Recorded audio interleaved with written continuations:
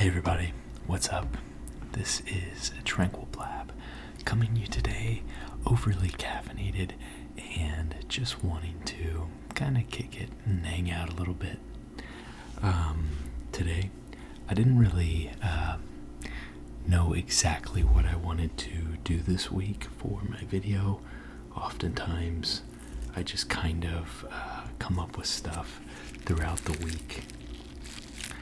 And I couldn't really think of anything this week, so I probably could have invested a little more time into brainstorming, but I thought it might be enjoyable to just read to you my Legend of Zelda Majora's Mask Nintendo Power walkthrough with you today. If you were able to catch my Nintendo 64 roleplay, you'll know that Majora's Mask is a very cherished game of mine.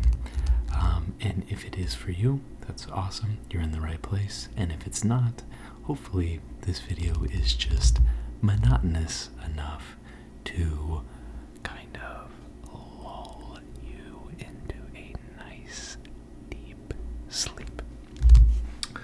So, without further ado and without a rhyme or reason, I'm just gonna kind of read this to you and just ramble. I'm gonna attempt to drop the Tranquil Blab character a little bit. I don't know if I've ever talked about this, but in all of my videos I kind of play a little bit of a exaggerated version of myself. So instead of being that person, I might just be me here, just talking to you. Before I get into the video, I'm curious, how do you guys feel about live streams? Do we like it? Do we not like it?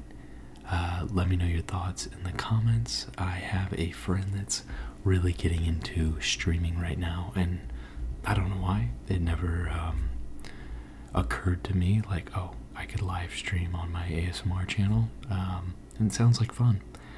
And these kind of videos, where I'm essentially just kind of hanging out with you, it would take that to, like, the next level. It would be cool to see live comments and stuff, so let me know what you think about that, or if you even care, and that might be in the works for the future. Alright, let's get into it. So, I'm in desperate need for a new camera. I have a nice Canon PowerShot, but I have to use this damn mirror because the screen doesn't flip around. It's pretty silly. Okay, so if you don't know, because I'm a little bit older, I guess, it depends on who you're talking to. Before the internet, they made walkthroughs, and they're pretty cool. They're full of pictures, and essentially this tells you everything you need to know about how to beat the game and get all the little secrets. And like I mentioned before, Majora's Mask is a big game for me. I like the lore, and I really enjoy the story, and not to get too, like, prestigious here, but or pretentious, that's the word I'm looking for. Not to get too pretentious, but some of the, like, psychological themes of the game are, like, very interesting to me. Yeah, so here's the front. Legend of Zelda Majora's Mask, Nintendo Power, and then on the back here, we have a picture of Link, and then some descriptions, which I will read to you right now. A blessing in disguise. The legend of Link continues. That's interesting, they say Link. A lot of people, conflate the two. The legend of Link continues as the Hyrulean hero races against time to save a parallel world from doomsday. In 3 days, the moon will crash into Clocktown, a bustling burg that has been plagued by evil ever since a mischievous imp wearing a cursed mask of Majora arrived. Link, with an arsenal of magical masks of his own, must use his time-traveling powers to relive the 72 hours leading up to the disaster until he can erase Majora's evil and change fate. Don't fear, time is on your side. Nintendo's official player's guide features everything you'll need to keep your adventure going according to schedule, and it's the only guide for Majora's Mask that was written by the insiders at Nintendo Power. So, yeah, without spoiling too much, let's get into it. There's some super art, like, I just love this artwork. This is, if you've never played this game, it's pretty zany. I don't know if I'm in frame or not here. It's pretty zany, it's pretty weird, and that's why I love it. But we have Link here, we have some of the characters you encounter. This character here is the main villain. His name is Skull Kid, and he's wearing the cursed mask, Majora's Mask here.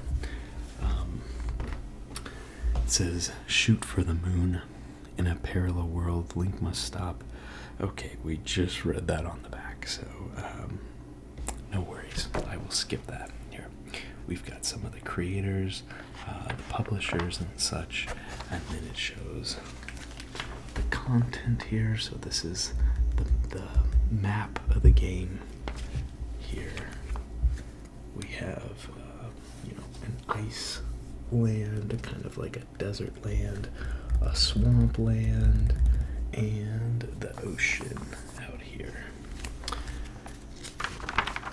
Okay.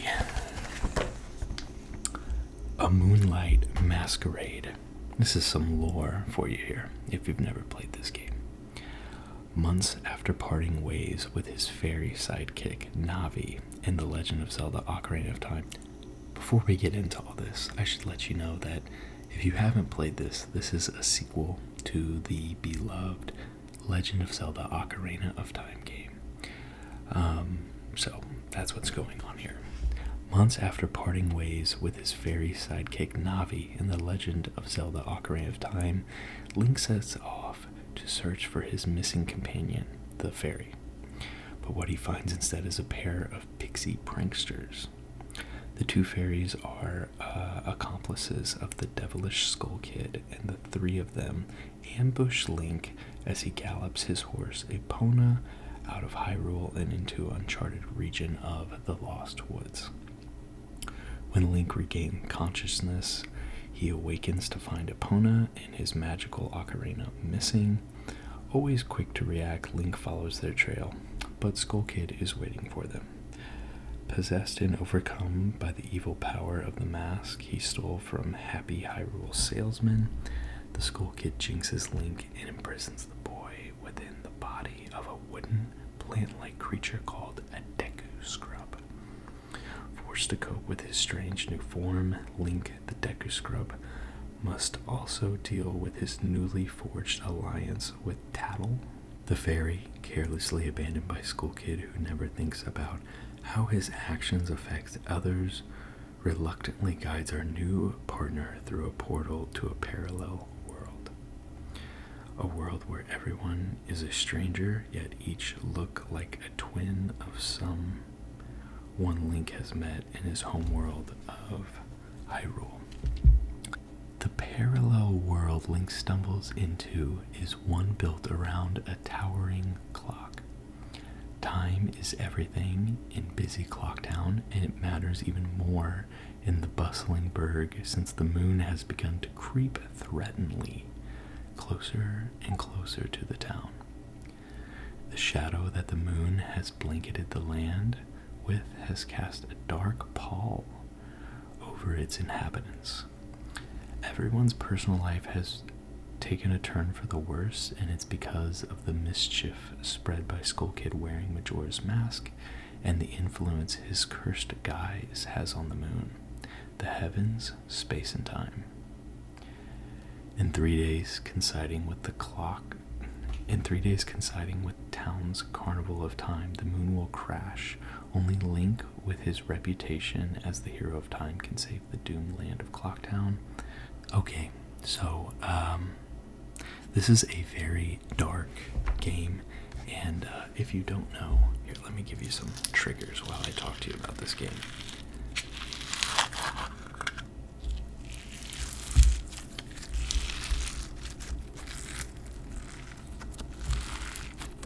If you don't know, the team that made this game at Nintendo, they were given basically like 1 year to complete this game after Ocarina of Time, which is a insane timeline to finish a game.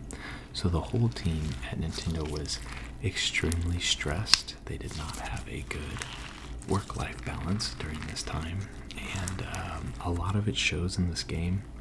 And I feel for those people and the stress that they went through, but God, they created such a good game. It's very, very dark. There's lots of themes about grief and death in this game, and some hypothesize that Link himself is actually dead in this game. It's pretty interesting, and one of the bigger themes of the game is, Link is this hero of time, and in order to defeat like the ultimate evil of Majora's Mask, Link is forced to kind of use his own darkness inside of him to beat a bigger darkness. And I really enjoy that archetype or theme of a person having to overcome their own darkness to defeat a bigger darkness. I really like that. It kind of gives you a tutorial here on how to move Link around, which doesn't really matter because we're not playing the game. But there is, a breakdown of some of the different masks that you use. So masks are a big part of this game. Link can put on a variety of masks, and it gives you a variety of abilities within the game. 3 of the really big ones here are masks that help you transform. So there's the Deku mask here that turns you into a Deku shrub. And then there is, oh gosh, I'm trying to be careful with this book, it's so old. The Goron mask, which turns you into Goron Link here. And then there's the Zora mask, which turns you into a Zora down here. So, very fun mechanics. It then goes over all of the items in the game that you can encounter. It's kind of funny how early walkthroughs and stuff like that just include everything about the game. Like, we don't really need an items list, but they put it in here. And all the lore. It goes over the 72-hour cycle here. And the different terrains. And then it gives you some maps of some of the different dungeons here. So the first 3 days, so obviously there's multiple things going on every day of this game. The layout of this game is kind of unique, so if you didn't get it from the lore here,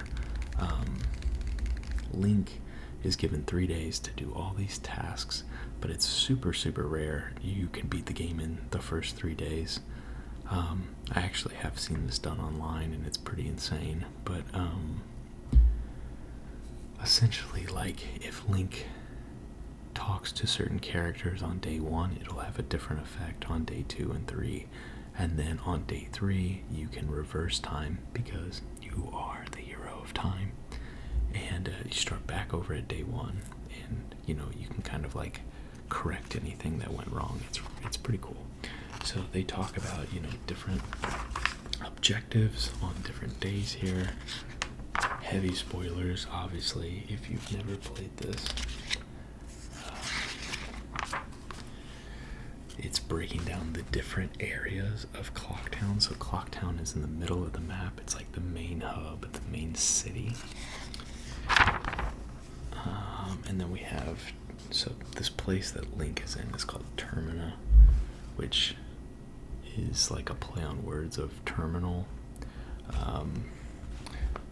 Do with that information as you will. So here's like Termina Field. We have different little, secrets around Termina Field here. And then the swamp is kind of the first area that you will explore if you're going, the traditional route of the game. You run into some witches there and some other interesting characters.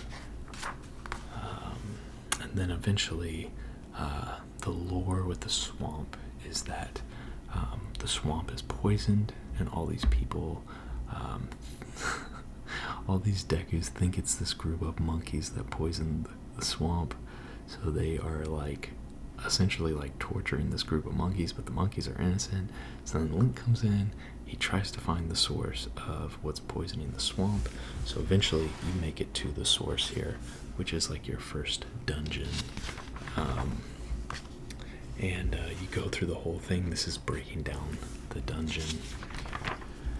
And then we come across our first boss here. I never know how to pronounce this. Odolwa. Here he is. He's pretty cool, in my opinion. He's based on an Amazonian warrior. Pretty cool, but Link kills him, and then the swamp reverts back to what it was. The water's clean, it's not poison anymore, and we save the monkeys. The next region is the mountain. So we go up to the mountain.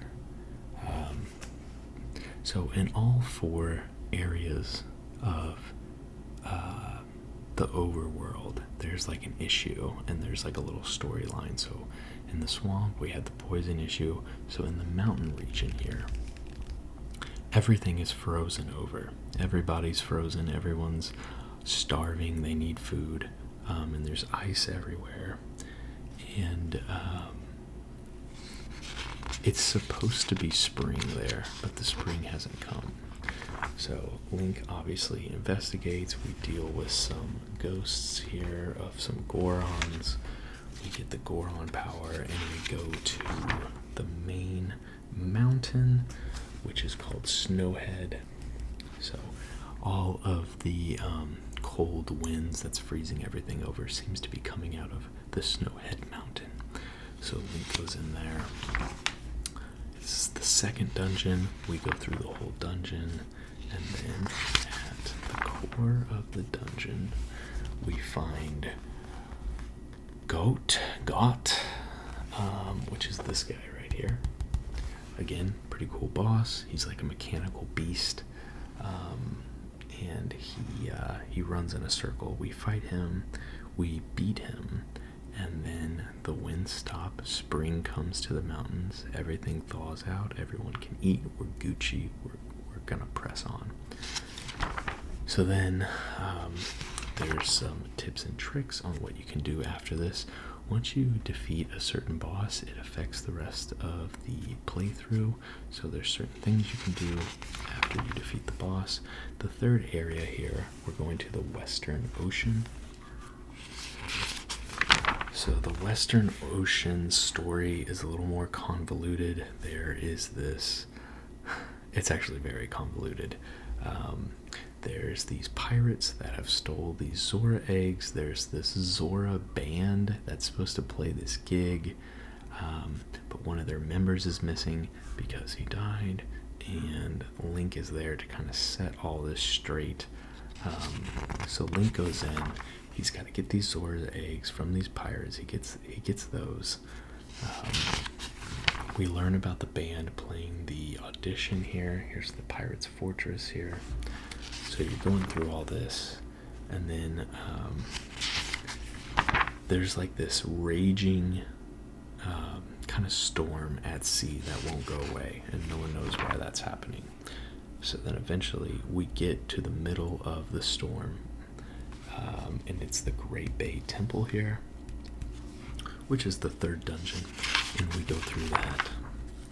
Once we get to the end of the third dungeon, we find the boss Jorg right here, pretty freaky fish, and we beat him and the storm goes away. There's things to do after it, and then the fourth place here is the Eastern Canyon. So this is like a canyon desert area, and this is actually my favorite of the four. It's very bleak, and the themes of death and all that stuff are pretty high in this area. Okay, so it's been a while since I've played Majora's Mask. I play it every couple of years just because it's fun. Once you get into Icana Canyon, you find this scientist that has become like essentially like a zombie man here. I don't know if you can see that or not.